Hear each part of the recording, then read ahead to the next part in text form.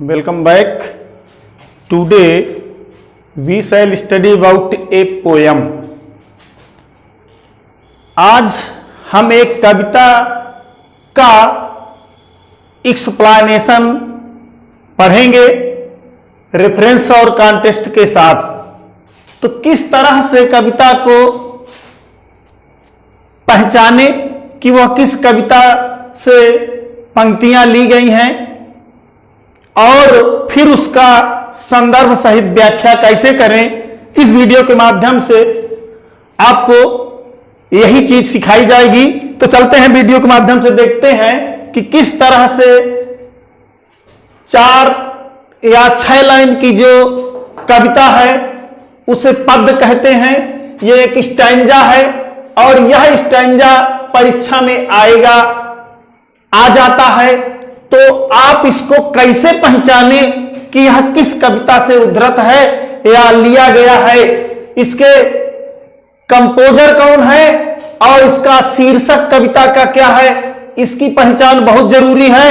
यदि आपका रेफरेंस सही है तो परीक्षक उस पर प्रभावित होते हैं और वहीं से उनका आगे का मोशन बनता है। तो इसलिए सबसे जरूरी है उस कविता की पहचान। तो देखते हैं कि कैसे पद्यांश को पढ़ करके कविता की पहचान करें। तो जब हम पद्यांश को पढ़ते हैं तो उसमें कुछ निश्चित ऐसे शब्द जरूर आए होते हैं जिनसे कविता की पहचान हो जाती है। हम उन शब्दों को चिन्हित कर लें, दिमाग में बिठा लें और इसके बाद निर्णय कर लें कि वह किस कविता से उद्धृत है।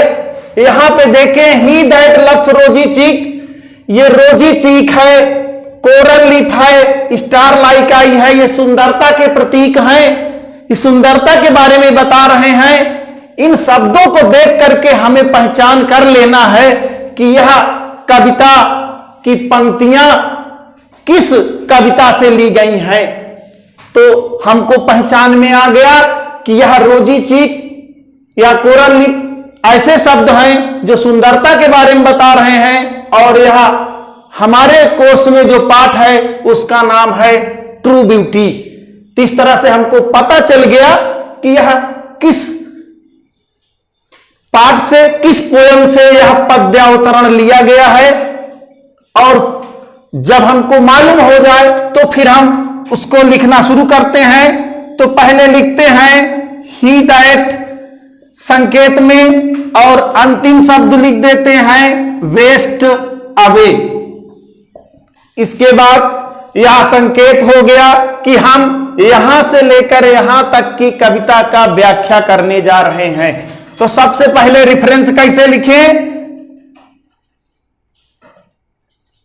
तो रेफरेंस में हमारे सामने यदि किसी कविता की पंक्तियां दी गई हैं, वो पूरा पद्य अवतरण दिया गया है तो स्टैंजा लिखें। यदि कुछ पंक्तियां दी गई हैं और छोड़ दिया गया है तो लाइन्स लिखें। यहां पूरा पद्य दिया गया है 6 पंक्ति का।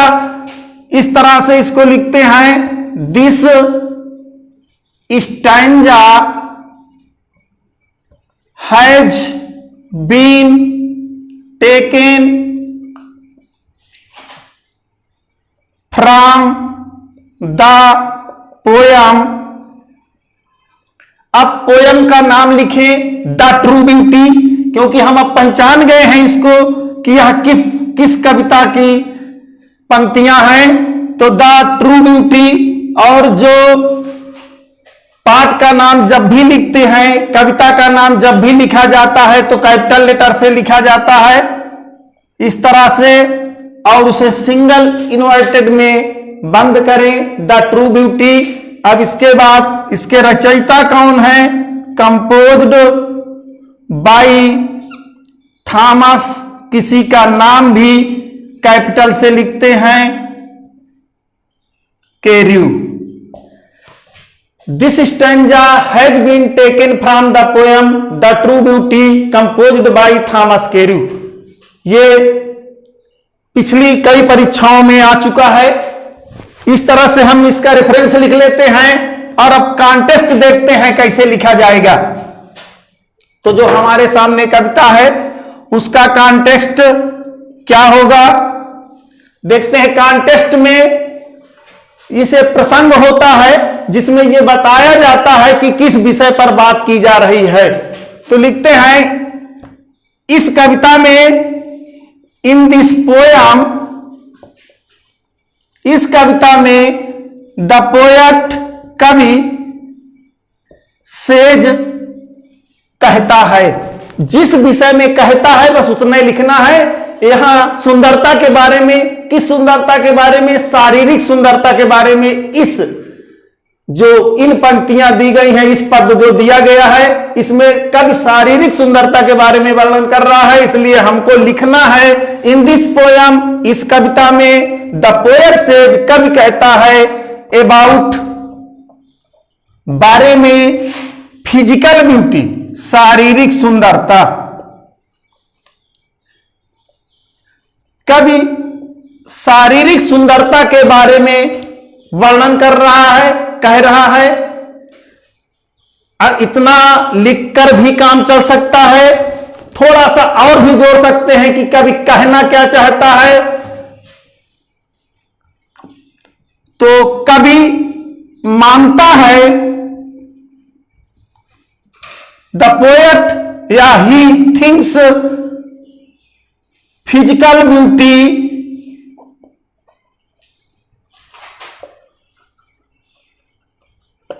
Is transient. प्रयास ये करें कि छोटे छोटे वाक्य बनाना सीखें।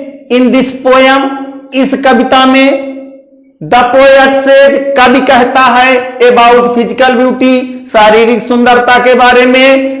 ही थिंक्स, वह मानता है, फिजिकल ब्यूटी इज ट्रांजिएंट, जो शारीरिक सुंदरता है वह क्षणिक है। क्षणिक यानी जिसका नाश या जो नश्वर है, जो परमानेंट नहीं है, कुछ समय के लिए होती है, उसे क्षणिक कहते हैं। इस तरह से हमारा कॉन्टेक्स्ट हो गया। अब एक्सप्लेनेशन कैसे करें इसके बारे में आपको बताया जाएगा। तो कविता को पढ़ करके उसके एक्सप्लेनेशन को करते हैं। ही दैट लव्स रोजी चीक, वह प्रेमी जो ऐसी प्रेमिका से प्रेम करता है जिसके गाल गुलाब जैसे हैं, वह प्रेमी जो ऐसी प्रेमिका से प्रेम करता है, ऐसी प्रेमिका को की प्रशंसा करता है जिसके ओठ मूंगा जैसे लाल हैं, या ऐसा प्रेमी जो हमेशा तारों जैसी आंख वाली लड़की को पसंद करता है और उसी से ईंधन की तलाश करता है ताकि उसके प्रेम की ज्वाला जलती रहे, या उसी को वो अपना प्रेम मानता है, सुंदरता को ही। तो कवि कहता है, जो टाइम मेक दीज डिके, बुढ़ापा जब आता है तो ये सारी चीजें नष्ट हो जाती हैं, इसलिए उसकी प्रेम की ज्वाला भी बुझ जाती है। अब इसको करते हैं। तो कवि कहता है, द पोएट सेज, यही किसके लिए है, लवर के लिए है। वह जो गुलाब जैसे गाल को पसंद करता है, कवि कहता है, द लवर, दैट लगा करके, दैट, कवि कहता है कि द लवर, वह प्रेमी, लव्स, जो प्रेम करता है, रोजी चीक, या the lover loves his beloved, अपनी प्रेमिका से, फॉर हर रोजी चीक्स। इतना देख लें। द पोएट सेज, कवि कहता है कि द लवर, प्रेमी, लव्स हिज बिलव्ड, अपनी प्रेमिका से प्रेम करता है, फॉर, क्योंकि हर रोजी चीक, उसके गुलाब जैसे गाल हैं। इस लाइन की व्याख्या हो गई। अब इस लाइन को देखते हैं। कोरल लिप एडमायर, ही एडमायर माने प्रशंसा करता है, ही प्रेजेज वह प्रशंसा करता है। किसकी प्रशंसा करता है? कैसे? ओ ओठ मूंगा जैसे। ही प्रेजेस हर प्रेमिका, ही प्रेजेज हर वह प्रेमिका की प्रशंसा करता है। बिकॉज क्योंकि हर लिप्स उसके होंठ आर हैं लाइक कोरल उसके ओठ मूंगे जैसे हैं। ही प्रेजेज वह प्रशंसा करता है अपनी प्रेमिका की क्योंकि उसके ओठ मूंगे जैसे हैं, लाल हैं। स्टार लाइक आइज द ठीक, हर आईज आर शाइनिंग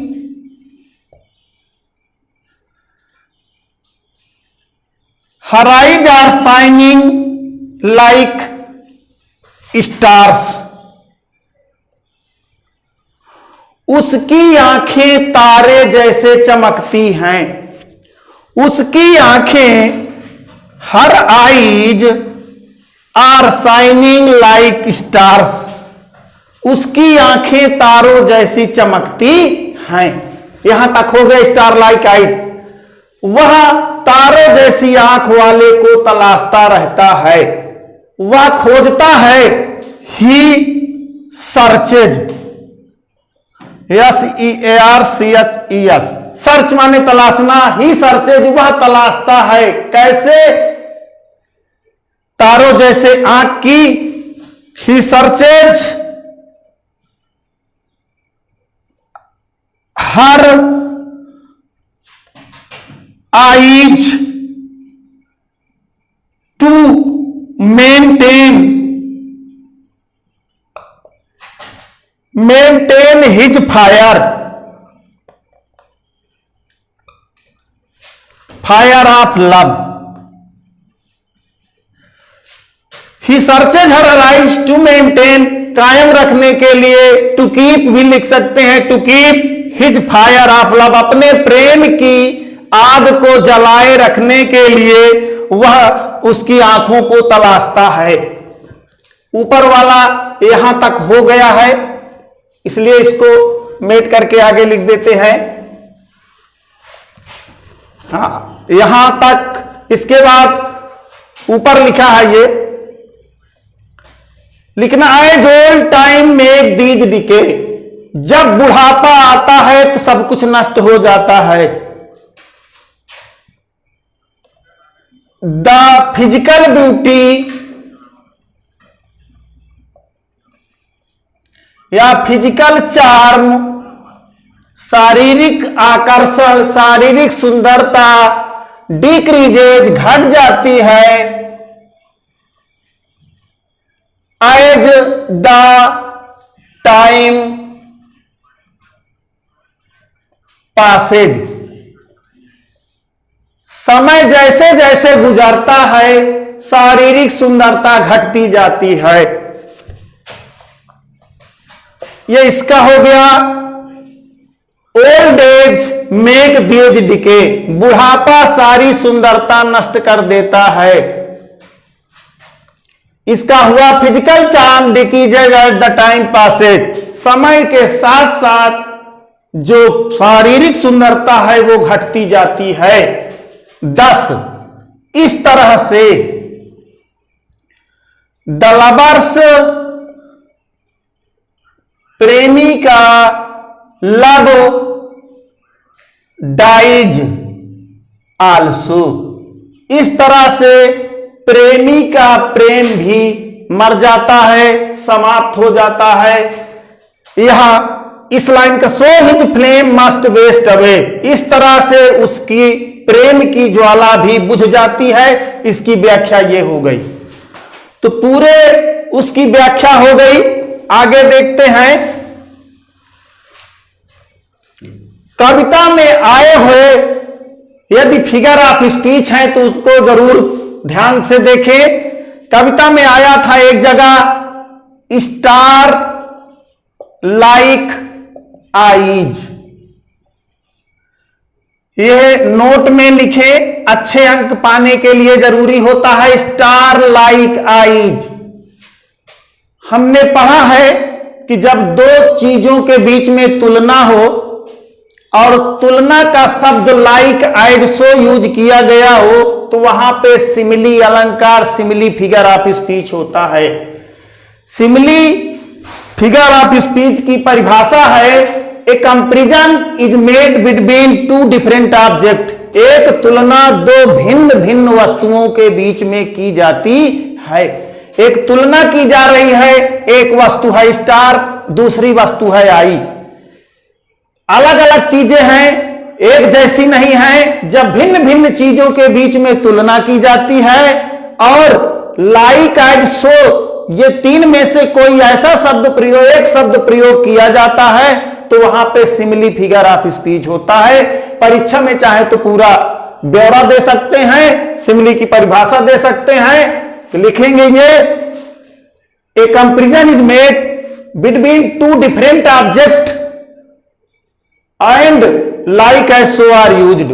तो यहां पे सिमिली फिगर ऑफ स्पीच है, simile figure of speech is used. Simile अलंकार का प्रयोग किया गया है। दूसरा ये तो एक है, एक और आया है as old time. As old time, यहां पे जो टाइम है इसको पर्सोनिफाइड किया गया है। टाइम एक निर्जीव है, इसको सजीव मान लिया गया है।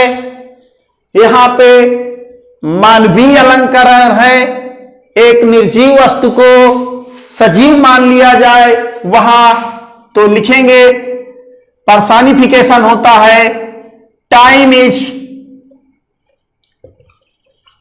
personified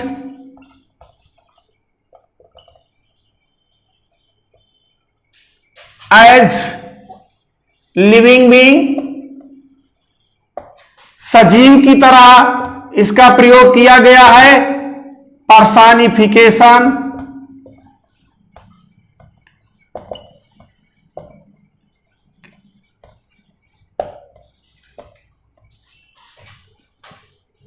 इसको मेट देते हैं, हाँ लिखते हैं personification figure of speech is used. यहां पर टाइम को मानवीकृत किया गया है, सजीव जैसा मान लिया गया है, इसलिए यहां पर्सोनिफिकेशन अलंकार का प्रयोग किया गया है। तो इस तरह हम कविता के जो अलंकरण शब्द होते हैं उनको नोट में दर्शा करके और अच्छी तरह से अंक पाने की कोशिश कर सकते हैं। ये आज का जो वीडियो रहा पोयम, इसके माध्यम से हमने कैसे व्याख्या किया उसको सीखे। अगले वीडियो में हम देखेंगे इसका दूसरा वाला। तब तक के लिए धन्यवाद।